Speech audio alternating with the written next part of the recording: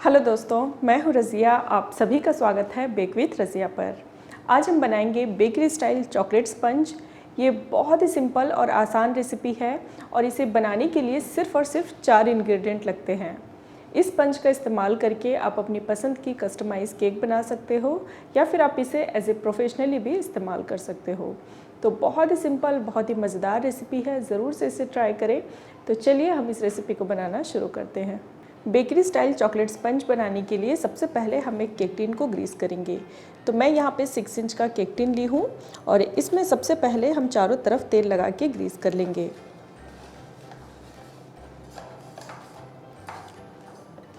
मैं दोस्तों 1 पाउंड का केक बना रही हूँ, इसलिए मैं यहाँ पे 6 इंच का टिन ली हूँ। अगर आप 2 पाउंड का केक बना रहे हो तो आप यहाँ पे 8 इंच का केक टिन लीजिएगा। तो 1 पाउंड के लिए 6 इंच का केक टिन यूज़ होता है। अब हमने तेल को अच्छी तरह से ग्रीस कर लिया है। अब हम यहाँ पे एक बटर पेपर को इस तरह से फोल्ड करके इसे हम कट कर लेंगे।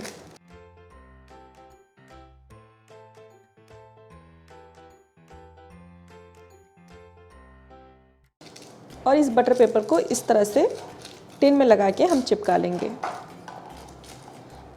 तो ये आप देखिए, अभी हमारा टिन अच्छी तरह से ग्रीस हो चुका है। अब हम बैटर बनाना शुरू करेंगे।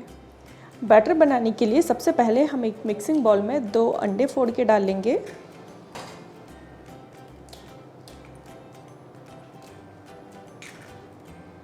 साथ ही हम इसमें 50 ग्राम शुगर यानी कि चीनी डालेंगे।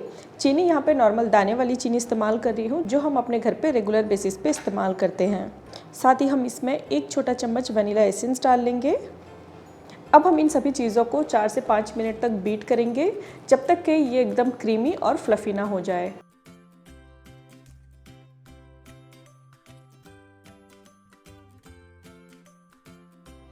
अब आप देखिए, अब हमने इसे 4 से 5 मिनट तक अच्छी तरह से बीट कर लिया है। ये आप देख सकते हो इसका टेक्सचर कितना ये क्रीमी और ये थिक हो चुका है। हमें इसे इसी स्टेज तक बीट करना है। मैं यहाँ पे थोड़ा सा आपको स्पैचुला की मदद से दिखाना चाहूँगी इसका टेक्सचर। ये आप देखिए, इस तरह का टेक्सचर होना चाहिए। इसी स्टेज तक हमने इसे बीट करना है।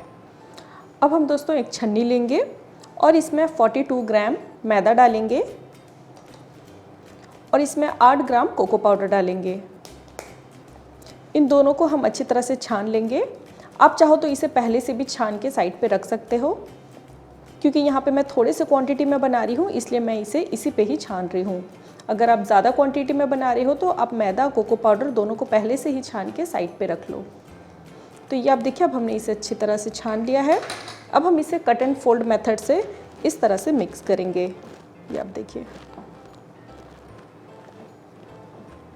और बिल्कुल हल्के हाथों से एक ही डायरेक्शन पे आपको इस तरह से कट एंड फोल्ड मेथड से मिलाना है।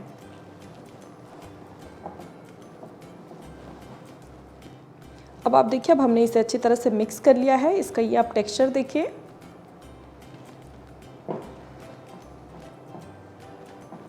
अब ये हमारा बैटर बिल्कुल तैयार है।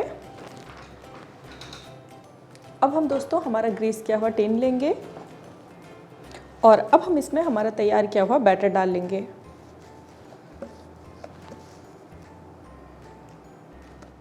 बैटर डालने के बाद एक पैलेट नाइफ की मदद से जस्ट इसके ऊपर वाले हिस्से को इस तरह से हल्का सा फैला के सेट कर लेंगे। दोस्तों, अंडे वाले स्पंज को कभी भी टैप नहीं किया जाता है, तो इसे गलती से भी टैप ना करें। अगर आप इस बैटर को टैप करोगे तो इसमें बिल्कुल बड़े बड़े इस तरह के होल्स बनने लगेंगे। तो इसे बिल्कुल भी टैप नहीं करना है, जस्ट हम इसे हल्का सा इस तरह से स्प्रेड कर लेंगे। अब दोस्तों, इस स्पंज को हम ओटीजी में बेक करेंगे। आप चाहो तो इसे कढ़ाई में भी बना सकते हो। कढ़ाई में ऑलरेडी मैं आप लोगों को बहुत सारी रेसिपी दे चुकी हूँ कि कढ़ाई में किस तरह से केक को बनाया जाता है। लेकिन अगर आप प्रोफेशनली बेकिंग कर रहे हो या प्रोफेशनली बेकिंग सीखना चाहते हो तो मैं आपको सजेस्ट करूँगी कि आप इसे ओटीजी में बेक करें। तो आइए देखेंगे इस बैटर को ओटीजी में कैसे बेक किया जाता है। ओटीजी में केक बनाने के लिए सबसे पहले हम यहाँ पे टेम्परेचर 180 सेट करेंगे। उसके बाद यहाँ पे देखिएगा, ओटीजी में जो बॉटम वाला लाइन है यानी कि जो सबसे नीचे वाला मार्क है, इस फंक्शन पे हम रखेंगे और इसे 10 मिनट के लिए प्रीहीट होने के लिए छोड़ देंगे। तो मैंने यहाँ पे अवन को ऑलरेडी प्रीहीट करके रखा हुआ है। तब हम इसमें हमारा तैयार किया हुआ बैटर डालेंगे और दोस्तों यहाँ पे इसे मिडिल रैक पे रख के हमको बेक करना है। तो यहाँ पे सेम टेम्परेचर 180 रहेगा और यहाँ पे सेम बॉटम लाइन फंक्शन पे रहेगा और यहाँ पे हम 30 मिनट का टाइमर लगा के इसे बेक होने के लिए छोड़ देंगे। 30 मिनट बाद अब हम ओवन का ढक्कन खोलेंगे। अब हम इस केक को चेक करेंगे हमारा केक बेक हुआ है या नहीं। कि आप देखिए इस तरह से टूथपिक डाल के चेक करें। अगर आपका टूथपिक कम्प्लीटली क्लीन बाहर आए, समझ जाए कि आपका केक बिल्कुल तैयार है। तब हम इसे पूरी तरह से ठंडा कर लेंगे। अब ये केक हमारा ठंडा हो चुका है। अभी भी ये हल्का गर्म है, लेकिन तो भी ये काफ़ी हद तक ठंडा हो चुका है। जब आपका केक पूरी तरह से ठंडा हो तभी आप इसे टिन से बाहर निकालें। अगर गरम गरम केक को आप बाहर निकालोगे तो फिर वो टूटने लगता है। तो मैं आपको दिखाना चाहूँगी इसकी सॉफ्टनेस। वाओ, ये आप देखिए दोस्तों, इस केक का हाइट देखिए, इसका स्पॉन्जीनेस देखिए, कितना ये सॉफ्ट और ये स्पॉन्जी है। ये आप देखिए।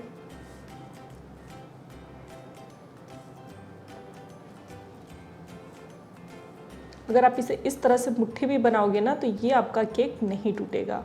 ये आप देखिए, ये होता है परफेक्ट बेकरी जैसा स्पंज। ये आप देखिए इसका टेक्सचर।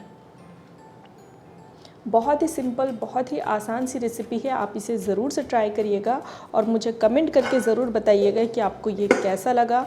और मेरे से किस तरह की नई नई बेकिंग के रिलेटेड वीडियोस या टिप्स जानना चाहते हैं, उसके लिए आप मुझे कमेंट कर सकते हैं। फिर मैं मिलूँगी एक नई वीडियो के साथ। तब तक के लिए बाय बाय, टेक केयर।